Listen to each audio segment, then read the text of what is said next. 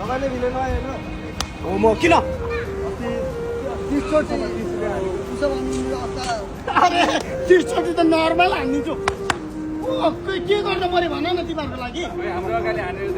विषय लागेन अब लागेन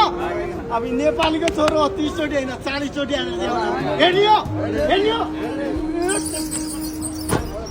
लु अब गन केटा